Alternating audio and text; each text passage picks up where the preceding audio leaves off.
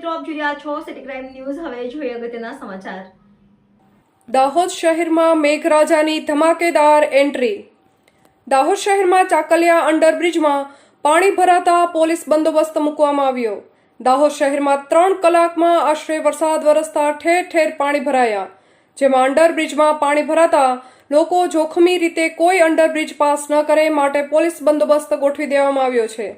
ગુજરાતમાં એક સાથે 3 સિસ્ટમ એક્ટિવ થતા હવામાન વિભાગ દ્વારા મધ્ય ગુજરાતમાં આગામી 2 દિવસ ભારે વરસાદની આગાહી કરી છે, જેના પગલે દાહોદ જિલ્લામાં ગઈકાલ સાંજથી વરસાદી માહોલ જામ્યો છે. આજે સાંજે 4 વાગ્યાથી શહેરમાં શરૂ થયેલ ધોધમાર વરસાદથી નીચાણવાળા વિસ્તારમાં પાણી ભરાયા છે. 2 કલાકમાં દાહોદ શહેરમાં આશરે 2 ઇંચ વરસાદ વરસતા શહેરમાં નીચાણવાળા વિસ્તારમાં ઠેર ઠેર પાણી ભરાતા ટ્રાફિક જામના દ્રશ્યો જોવા મળી રહ્યા છે. રિપોર્ટર યોગેશ દરજી, સિટી ક્રાઇમ ન્યૂઝ, દાહોદ.